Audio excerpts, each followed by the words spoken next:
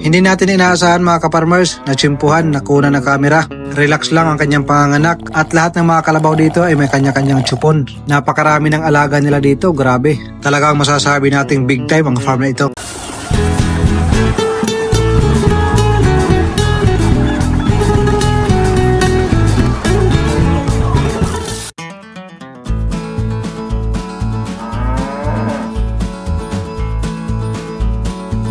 Ito yung kadugtong mga kaparmers nang ipinakita ko sa inyo ang pagbisita natin sa Sing Farm. Habang nagbibideo tayo mga kaparmers, saktong-sakto nanganganak yung isa nilang kalabaw. Hindi natin inaasahan, nakita namin lumalabas na yung dalawang paa. At kung mapapansin natin, yung baka na ito ay napakatibay. Kahit nanganganak na siya, patuloy pa rin ang kanyang pagkain ng damo. Yung mga ibang baka mga kaparmers na nakikita natin na nanganganak, pati yung mga kalabaw, napapaupo or napapahiga sa sakit. At minsan pa nga, napapaire or napapahuni sa sakit na kanilang nararamdaman. Pero ito mga kaparmers, makikita nyo, relax na relax, palakad-lakad pa, at patuloy kumakain ng damo. Pero sabi ng may-ari, ikapangatlong panganganak niya na ito. Kaya siguro, sanay na ang baka na ito. Paalala lang mga kaparmers, kung medyo masilan ho kayo, pwede nyong i-forward o i-skip ang ating video kung hindi nyo gustong panoorin. Pero kung balak mo talagang pumasok sa farming business, kailangan hindi ka maarte. Kailangan sanay ka sa mga ganito, lalo na sa mga ipot ng manok. Hindi ka kailangan maging maarte mga kaparmers. So ayan na, lumabas na yung dalawang paat at saka yung kanyang kalahati ng katawan. Kunti na lang mga kaparmers, tinanong ko rin ang may-ari kung okay lang ba na ganyan ang style ng panganganak kahit mahulog. Sabi niya, ayos lang mga kaparmers, wala daw problema dahil marami na daw silang experience na ganyan ang ibang baka manganak at iba pang mga alaga nila katulad ng kalabaw. Sa ginagawa ng baka na ito mga kaparmers, normal lang na dinidilaan nila para maalis ang malagkit sa kanilang katawan. Ito ay natural na ginagawa nila once na nanganganak ang isang baka or kambing or kalabaw.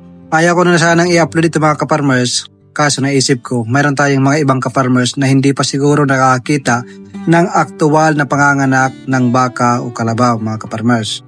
Kaya yan po yung natural na panganganak niya at hindi po cesarean. Biro lang mga kaparmers, hindi pa tayo nakakita ng nanganganak na kalabaw, baka o kambing na ginawang cesarean. Doon sa nauna nating video mga kaparmers, mayroon mga nagsasabi yung kanilang kaya ay pang backyard lang. Sa una naman talaga, ganun ang ating plano. Pero once nagkaroon tayo ng opportunity, pwede naman tayo mag-upgrade dahan-dahan lang mga kaparmers. Sabi nga nila, wala naman nag-aaral na nagsisimula sa grade 7 agad. Nagsisimula ang lahat sa grade 1. Kaya wag po tayo mawawala ng pag-asa. Pero sa comment section, meron tayong mga napapansin na nagko-comment ng ganito. Ang sabi ni Birds Frisco, wala bang mga hayop na mga kontraktor diyan na mga may ghost flood control project at sabay tumawa ng malaki. Hindi ko alam kung anong emoticon ito, buhaya ba ito or balyena. Kadalasan sa atin pag nanganganak ang baka o kalabaw, pinapadidi sa kanyang ina. Pero ibahin nyo ang kanilang diskarte mga kaparmers. May sariling didi ang bawat kalabaw or baka na pinapanganak dito. Dahil nga ang lahat ng kalabaw at baka dito mga kaparmers ay ginagamit sa pagkukuha ng gatas every morning. Kaya ang ginagawa nila, mayroong didi bawat isa na kalabaw at baka. At kung mapapansin natin mga kaparmers, ang bahay ng tupa hindi katulad ng bahay ng kambing.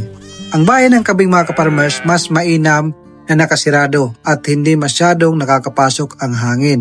Medyo mayroon siyang division. Pero pagdating sa tupa mga kaparmers, mas mainam na presko ang hangin na nakakapasok. Dahil ang tupa mga kaparmers, sanay po yan kahit sa taglamig. Kahit nga sa Switzerland, ang mga tupa ay kaya makasurvive sa taglamig. Sa sobrang lawak ng lupa nila dito, ay hindi kayang isustain ang pang-araw-araw na pagpakain ng kanilang mga alaga kung pasto lang ang pag-uusapan. Kaya naimbento ang paggagawa ng silage mga kaparmers dahil nga pagdating ng tag-ulan, ay nahihirapan magpakain or magpastol pagdating sa maramihan na ating mga alaga. Meron lang naman sila ditong 300 plus na mga inahin ng kalabaw mga kaparmers. Plus mayroon silang 10 na mga lalaki. At ang tagapastol ay 4 na mga tauhan. Kasi hindi ito kakayanin pag isa or dalawa lang. Marahil iba sa inyo ay nagtatanong, hindi ba nag-aaway ang mga kapwa kalabaw? Para sa inyong mga kalaban mga kaparmers, ang kalabaw, pag once palagi silang nagsasama-sama araw-araw, ay hindi sila nag-aaway-away. Hindi katulad ng kalabaw natin na 1 piraso lang or 2 piraso, pag nakakita ng ibang kalabaw ay mag-aaway sila or magsusuwagan. Yung mga nag-aaway na kalabaw, simple lang ang solusyon dyan para tumigil. Kailangan mo lang magsindi ng apoy. Once na makakita sila ng apoy, titigil na yan. At yan ho ay nakita ko at effective naman. Ang kaso lang, tatakbo yan sila. Ang gagawin naman ng may-ari, kailangan habulin. Tulad ng aking sinabi mga kaparmers, kahit gaano kalaki ang lupa nila dito, ay mayroon silang crisis sa pagpapakain ng kanilang mga livestock dito. Katulad ng kambing, tupa, at kalabaw mga kaparmers.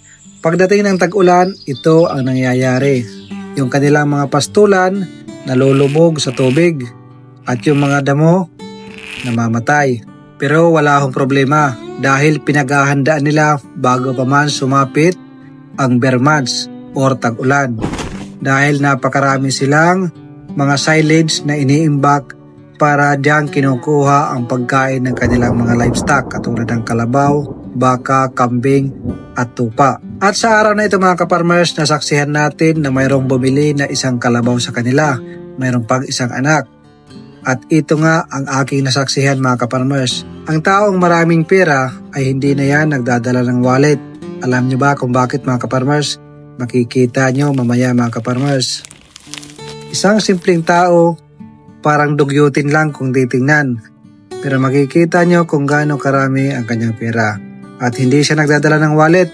Ang kanyang dala, lastiko, pangtali sa kanyang pera. Nakita nyo yan mga kaparmers?